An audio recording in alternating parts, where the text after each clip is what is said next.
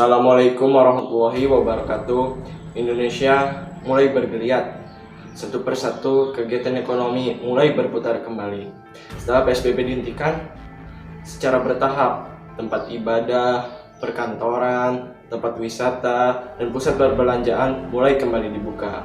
Sebelumnya, PSBB di beberapa kota di Indonesia diterapkan sejak 5 bulan yang lalu.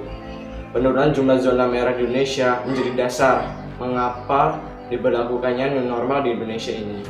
Keputusan diterapkannya new normal di Indonesia menimbulkan banyak pro kontra di tengah masyarakat. Berikut beberapa pro kontra new normal menurut opini masyarakat. Menurut saya tidak setuju dengan diadakannya new normal pada masa pandemi sekarang. Karena jika diterapkannya new normal, akan banyak orang yang terjangkit penyakit COVID-19 ini. COVID-19 ini bukan penyakit yang main-main, bukan penyakit yang biasa. Penyakit ini dapat menyebar dengan cepat, bukan hanya di satu daerah, tapi di seluruh Indonesia. Bahkan di seluruh dunia sudah terjangkit virus berbahaya ini. Walaupun sudah banyak masyarakat yang menggunakan masker, mencuci tangan, sudah melakukan segala hal untuk menjaga kebersihan. Tetapi, banyak juga masyarakat yang tidak melakukan social distancing. Dengan tidak diterapkan yang normal di masa pandemi sekarang, itu hal yang lebih baik. New normal di masa sekarang, jangan hanya karena ingin bersenang-senang. Di luar rumah, kita bisa terjangkit penyakit COVID. Kalian tahu nggak sih apa yang dinamakan era new normal? Nah, era new normal ini adalah masa transisi masyarakat Indonesia untuk kembali beraktivitas namun sesuai dengan protokol COVID-19. Nah, terus mengapa sih Indonesia harus menerapkan era new normal ini? Jadi, Indonesia harus menerapkan era new normal ini dikarenakan adalah untuk mengembalikan perekonomian Indonesia yang surut. Dengan adanya era new normal ini, diharapkan Indonesia tidak akan mengalami yang namanya krisis ekonomi. Assalamualaikum warahmatullahi wabarakatuh. Menurut saya, dengan diberlakukannya new normal, tingkat penyebaran virus COVID-19 atau Corona akan semakin meningkat. Mengapa? Hal itu disebabkan oleh penerapan gaya hidup normal yang terkesan terlalu tergesa-gesa. Seharusnya new normal diterapkan saat masyarakat sudah siap dan mendapat edukasi yang cukup untuk menjalani new normal. Dan juga kita harus menunggu agar kurva penyebaran COVID-19 untuk merata. Jika pelaksananya terlalu tergesa-gesa, maka akan berpengaruh pada sektor kesehatan dan ekonomi. Langkah pemerintah memilih beraktivitas berdampingan dengan COVID-19 pada masa new normal telah menuai berbagai kontroversi. Bagi yang berargumen memang tidak ada pilihan lain agar negara kita tidak bangkrut dengan mempertimbangkan kondisi eksternal yang dibandingkan dengan setara kesehatan, karena untuk menjaga kesehatan dengan baik masyarakat butuh biaya hidup minimal. Dengan begitu, kondisi pandemi seperti ini banyak perusahaan yang telah melakukan efisiensi dengan merumahkan karyawannya. Hal ini juga menyebabkan banyak pekerja yang kehilangan pekerjaannya. Dengan diberlakukannya peraturan yang normal, ini tentu saja banyak perusahaan yang membuka lapangan pekerjaan kembali, sehingga hal ini akan berdampak pada karyawan, terutama mereka yang telah kehilangan pekerjaannya.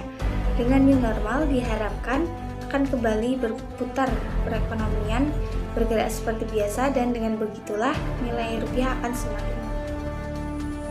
Penerapan new normal bisa menjadi bumerang. Kelonggaran di new normal tentu akan membuka keran mobilitas warga di tengah pandemi. Di samping itu, perilaku hidup masyarakat belum tentu berubah, membuat risiko terjadinya klaster baru, bahkan puncak yang lebih tinggi. Orang yang terpapar akan meningkat, kapasitas rumah sakit akan habis, otomatis banyak yang tidak tertangani.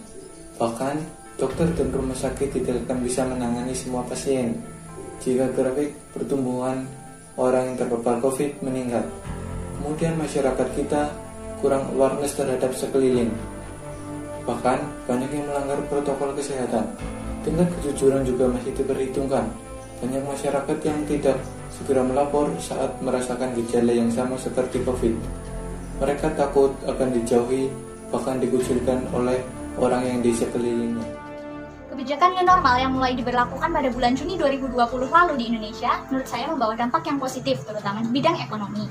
Airlangga Hartarto, Menteri Koordinator Bidang Perekonomian, mengatakan bahwa pertumbuhan ekonomi di Indonesia sempat mengalami penurunan hingga 5,32% pada bulan Maret 2020 silam akibat adanya PSBB. Nah, setelah kebijakan new normal mulai diberlakukan, menurut data Kementerian Koordinator Bidang Perekonomian, pada pertengahan Juni 2020, sudah ada 17 provinsi yang kondisi ekonominya terlihat mulai membaik. Beberapa sektor ekonomi seperti otomotif, bahan bangunan, keuangan, teknologi informasi, dan pembangkit energi juga sudah terlihat mengalami peningkatan. Selain itu, kebijakan new normal ini juga berdampak pada membaiknya kinerja pasar uang dan saham, menguatnya nilai tukar rupiah dan IHSG, serta kembali mengalirnya modal asing. Oleh karena itu, menurut saya kebijakan new normal ini sangat baik untuk mengatasi ketidakseimbangan ekonomi yang sempat terjadi di Indonesia akibat pandemi COVID-19.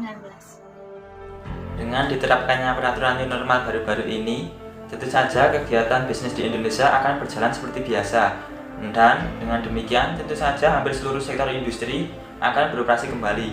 Dalam new normal ini, pengusaha akan mencoba untuk bangkit kembali, karena dengan adanya pembatasan yang telah diberlakukan oleh pemerintah, tentu saja membuat perusahaan tidak mendapatkan keuntungan seperti biasa dan banyak yang merugi karenanya. Di Indonesia, penularan virus corona termasuk salah satu negara yang terlindung di Asia. Tetapi, pemerintah Indonesia saat ini menerapkan kebijakan new normal. Pemberlakuan new normal ini pun masih banyak disalahartikan oleh masyarakat, di mana mereka menganggap bahwa sudah bebas melakukan segala aktivitas seperti biasanya. Banyak ditemukan remaja-remaja nongkrong dan berkerumun di kafe, ibu-ibu berdesak-desakan di pasar. Padahal pemerintah telah mengumumkan bahwasannya kita harus tetap menjaga jarak walaupun telah diberlakukannya sistem new normal. Maka dari itu, pemerintah diharapkan mengambil tindakan yang lebih tegas dalam menangani virus corona. Mari kita patuhi protokol kesehatan dan tetap menjaga jarak. Semenjak adanya lockdown yang telah ditetapkan pemerintah, Indonesia menjadi terpuruk dalam ekonomi karena banyaknya usaha yang tutup atau bangkrut, bahkan banyaknya karyawan yang di PHK atau dirumahkan, sehingga untuk mencari rezeki penghasilan untuk memenuhi kebutuhan sehari-hari itu sangat susah. Jadi pemerintah mencanangkan new normal sehingga nantinya usaha-usaha yang kembali buka menciptakan lapangan kerja sehingga masyarakat yang tadinya belum dapat bekerja atau di PHK dapat kembali mempunyai pekerjaan sehingga dapat memenuhi kebutuhan sehari-hari. Selain itu juga, new normal ini tetap menerapkan protokol kesehatan sehingga masyarakat harus tetap menggunakan masker serta menjaga jarak, tetap menerapkan social distancing dengan orang lain. Memasuki era new normal, masyarakat Indonesia mau tak mau harus bersahabat dengan COVID-19 dalam menjalankan aktivitasnya. Ada beberapa hal yang harus diperhatikan. Pertama, masyarakat harus siap sedia untuk menghadapi kebudayaan baru ini yang bakal kental dengan digitalisasi. Yang kedua, masyarakat harus lebih kreatif dalam aktivitasnya, termasuk dalam menjalankan kegiatan perekonomian, apalagi di era digitalisasi ini. Yang ketiga, masyarakat harus tetap kuat, baik secara jiwa maupun raga. Dan jangan lupa pakai masker dan selalu cuci tangan. Teknika Jawara berbudaya literasi, berintegritas, cerdas untuk Indonesia peduli.